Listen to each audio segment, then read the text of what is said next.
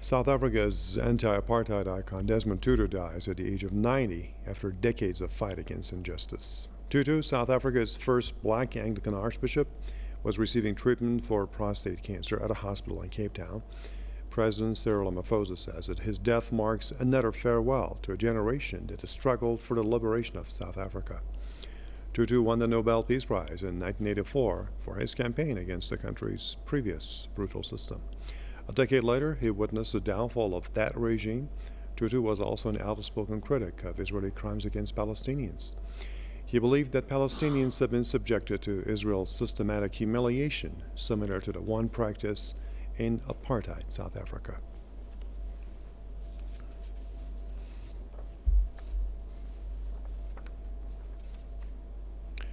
Okay, now let me invite a person who knows him better than all of us, Farid Isaac, scholar, writer, political activist, board member of Africa for Palestine, and a close friend of the late Desmond Tutu. Good to have you with us, sir. So, you were close to him, so you should know much better than everybody else knows about different aspects of his life. And so tell us about the man and his life. Yes. Archbishop Desmond Tutu, or the Arch, or Father, as some of us refer to him, he was, in the comprehensive sense of the word, a mensch, a human being. And unlike some of the current images, especially now that he's passed away, that people may want to portray of him as some kind of kindly Father Christmas, Archbishop Desmond Tutu was a follower of Christ.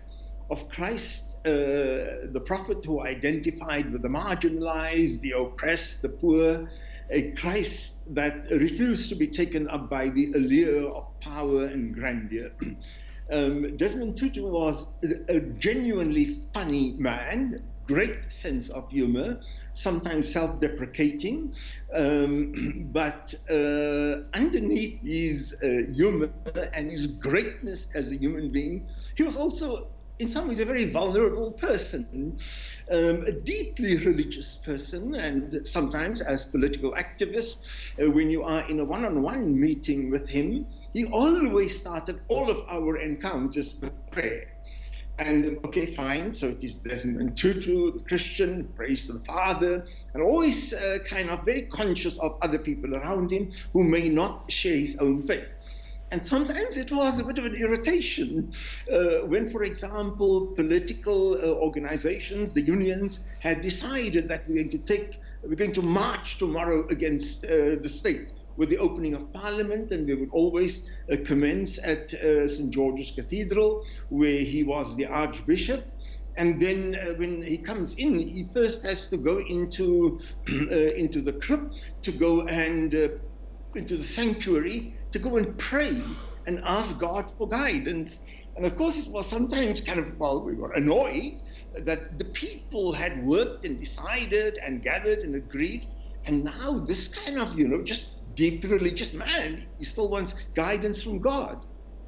Mm. So a deeply religious person took his convictions seriously, but above all identified with a religion that refuses to live in comfort with just religious garbs or clothes or headgear, but a religion that was decidedly on the sides of the margin and the oppressed. A wonderful, deeply caring human being who never interpreted his commitment to justice as just against poverty or against oppression but also, ask, how can I in my personal life, how do I as a priest make the church more comfortable for marginalized groups and people?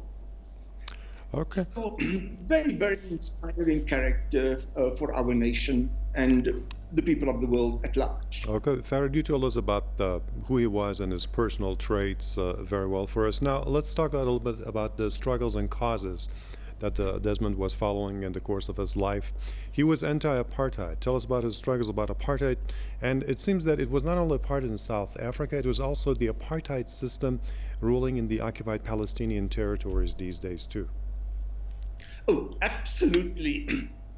As a child, he first encountered Archbishop Trevor Huddleston on the streets of Soweto. And Archbishop Trevor Huddleston, by the way, in some ways, is known as the father of the international solidarity movement. And it was, so he led the anti-apartheid movement when he was exiled from South Africa. And Desmond took his inspiration from Trevor Huddleston, and of course he also became a priest in the Anglican Church like Trevor Huddleston. So from a very, very early stage, Tutu had seen religion both as a means of succor and support for him, but above all as a means to also find his own dignity and the dignity of people in apartheid South Africa.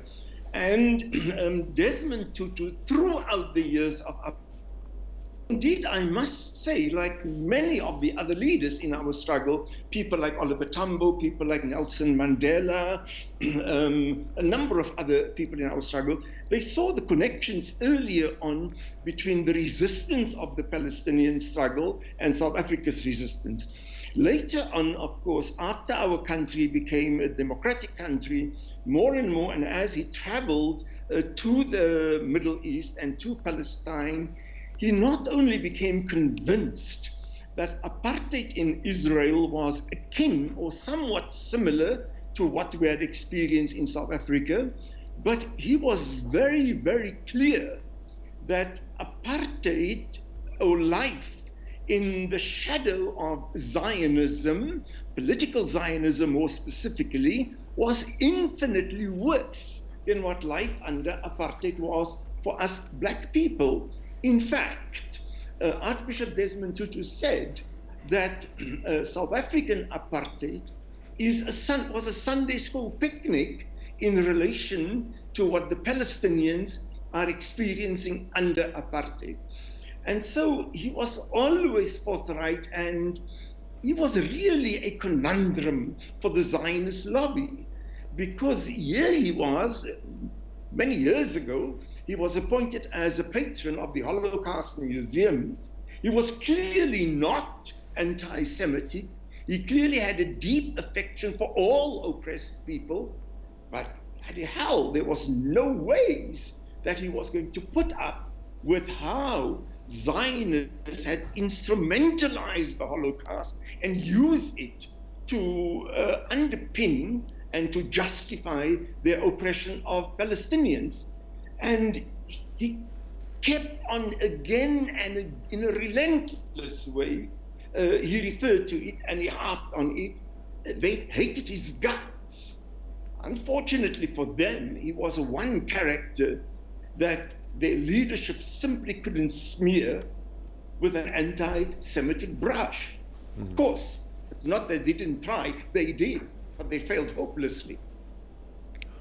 Okay, very nice conversation. Farid Isaac, scholar, writer, political activist, and a close friend of the late Desmond Tutu.